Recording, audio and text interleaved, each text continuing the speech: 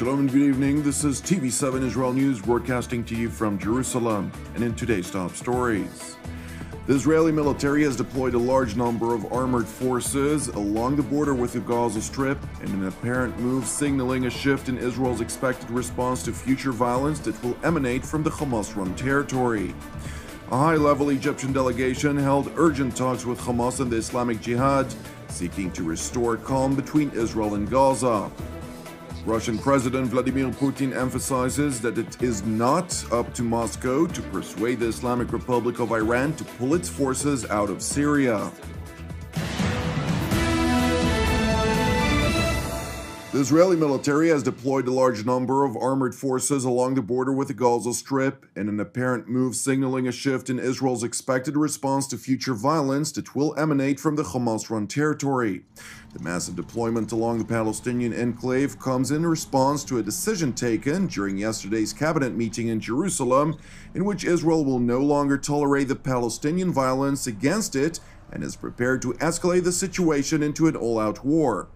It is important to note that as part of the preparatory actions taken by the IDF, Israel's Ben Gurion International Airport has altered the paths for takeoff and landing to assure the safety of passengers. Nevertheless, the flight schedules in and out of Israel were not disrupted. Meanwhile, in the Gaza Strip, a high-level Egyptian delegation held urgent talks with Hamas and Islamic Jihad officials, seeking to restore calm after a Grad rocket destroyed a residential building in the southern Israeli city of Beersheba. After the meeting, both Palestinian organizations issued a joint statement that condemned the rocket fire toward Israel, a rare statement that clearly indicated their attempt to defuse the situation. The statement read, "We reject all irresponsible attempts that try to change the direction and sabotage the Egyptian efforts, including the overnight firing of the rocket." The statement added, however, that at the same time, we emphasize we're ready to confront the Israeli aggression. According to a Hamas source, the Islamist group has instructed its members to tone down the demonstrations today. The source further stated that Hamas officials decided not to drag Gaza into another war, but rather will give the Egyptian mediation efforts a chance to succeed and would soon review the nature of the relief measures to be given to the Gaza Strip. Meanwhile, in the West Bank city of Ramallah, a senior delegation of Egyptian intelligence officials met with high-ranking Fatah officials, including commander of the Palestinian General Intelligence Service, Majaz Faraj, and Azam al-Ahmed, whom hold Fatah's portfolio for reconciliation. The Egyptian officials informed them about the particulars of their talks in Gaza with Hamas leaders and discussed the issues of reconciliation and reaching a truce.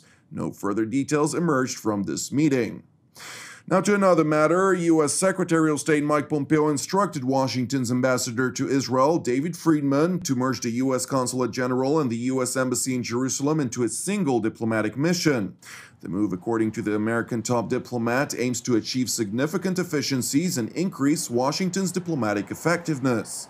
While the merge of the two diplomatic missions enforces President Donald Trump's decision to maintain the United States Embassy in Jerusalem, Israel's capital, Secretary Pompeo underscored that the move does not signal a change of U.S. policy on Jerusalem, the West Bank, or the Gaza Strip. The Secretary of State emphasized that the United States continues to take no position on final status issues vis-à-vis the Israeli-Palestinian conflict, including boundaries or borders. Rather, Pompeo clarified, as the president proclaimed in December of last year, Washington's position remains that the specific boundaries of Israeli sovereignty in Jerusalem are subject to final status negotiations between Israel and the Palestinians. While the Israeli Foreign Ministry refused to comment on the American decision, Chief Palestinian negotiator Saeb Erekat denounced the move as a further step in trying to dictate the results of negotiations. The American State Department's decision to merge the consulate with the so-called embassy is a further step in trying to dictate the results of negotiations and to move from negotiations to dictations. It's part of the so-called deal of the century, meaning they want to take off Jerusalem off the table, refugees and settlements off the table, and it's being dictated by a group of extremist ideologues in the U.S. administration. Now, in other news, Indonesia actively aspires to realize a $1 billion free trade agreement with Australia by the end of this year, despite Jakarta's condemnation of Canberra's decision to weigh the option of moving its embassy in Israel to Jerusalem and recognize the city as the capital of the Jewish state. Earlier this week, Palestinian Foreign Minister Riyad al-Maliki warned Australia that if it would move its embassy in Israel to Jerusalem, it would risk the country's trade and business relationship with the Arab and Muslim world. The warning by the Palestinian foreign minister was made in a joint press conference in Jakarta with his Indonesian counterpart Retro Mersudi, who also warned Canberra that its actions could risk threatening the world's peace and security. That said, Indonesia, which has the largest Muslim population in the world, attempted to clarify its statement. In a foreign ministry press conference, it sought to reassure the Australian government that their bilateral trade agreements would not be affected by Canberra's political decisions, yet urged Australia to hold back on actions that could damage the non-existent peace process between Israel and the Palestinians.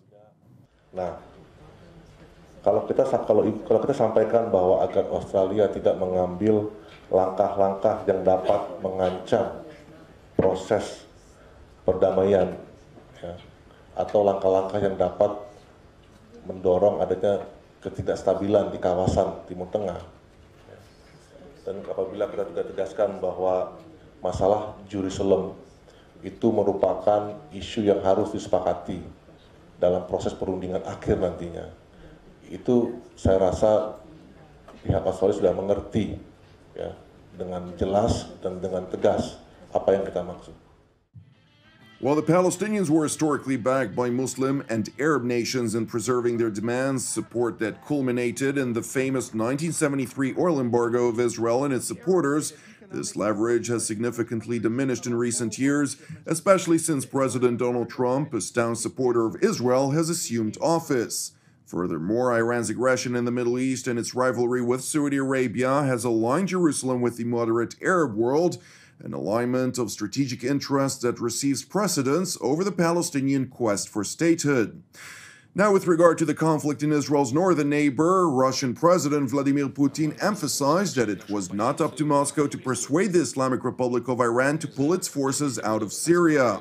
Speaking at a forum in the Black Sea resort city of Sochi, Putin stressed that Iran's complete pullout could only be resolved by means of dialogue between Tehran, Damascus, and Washington. Но это все-таки не совсем наша проблема. Уговаривать Иран уйти с территории Сирии. Это и Сирия, и Иран суверенные государства. Они должны выстраивать отношения между собой. President Putin further asserted that the countries demanding Iran's departure from Syria must first hold their support of terror organizations operating in the war-torn country against Damascus and provide assurances that will end their meddling in Syria's internal affairs. Значит, те, кто хочет, чтобы иранские войска ушли с территории Сирии, должны предоставить гарантии невмешательства во внутренние дела Сирийской Арабской Республики.